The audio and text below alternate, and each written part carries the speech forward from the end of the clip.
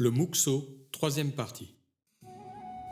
Adoptant la position zazen, nous recherchons la détente musculaire générale. La respiration se fait de manière naturelle, sans effort, par le ventre, la position des bras empêchant la respiration thoracique. La manière de placer les mains importe peu. Collées, paumes vers le haut, l'une dans l'autre.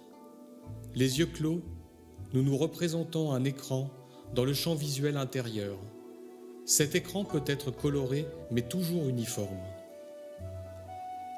Naturellement, il ne se passe rien, sauf si par un effort de volonté, nous nous concentrons sur un endroit précis de l'écran.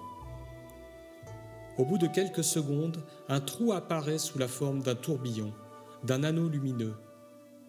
Le but de la concentration et sa difficulté est de maintenir cette image. Chaque fois que l'image s'efface, des pensées fortes se manifestent dans le champ de conscience où des perceptions sensorielles se renforcent. Il faut de nouveau actualiser l'image dans le champ visuel intérieur. Cet exercice peut durer longtemps. Le plus important est la durée de maintien de l'image, c'est-à-dire la concentration. Cette durée a des limites car l'activité mentale continue sans être exprimée dans le champ de conscience. Un trop-plein d'énergie va entraîner l'expression incontrôlée d'images mentales, pensées imaginaires, fixations. Cette technique vise à contrôler l'activité mentale en la calmant.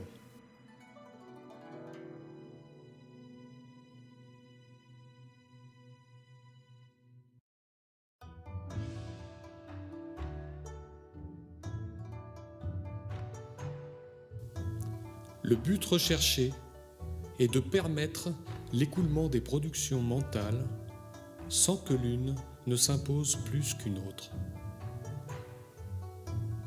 À long terme, nous apprendrons à contrôler l'esprit. Lorsqu'une production mentale cherche à s'imposer, sa charge énergétique va inhiber l'action physique. Il faut alors se concentrer sur la respiration et refaire l'exercice de concentration précédemment décrit, donc faire le vide de son esprit. La pensée ou la perception sensorielle persistante voit toujours sa puissance augmenter. C'est la prise de tête. Il n'y a plus qu'elle dans le champ de conscience, d'où l'intérêt de ce type d'exercice.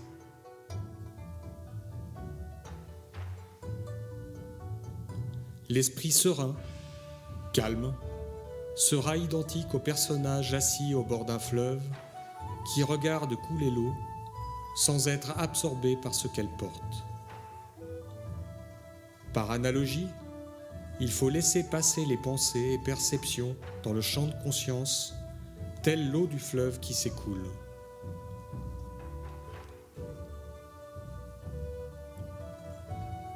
Cette méthode est générale, en ce sens qu'elle s'applique à tout pratiquant, arts martiaux ou non. Mais pour nous, adeptes de karaté, elle est bénéfique, mais non la meilleure. Article écrit par Joto Tshedze, Shingitai numéro 4, mars 1998.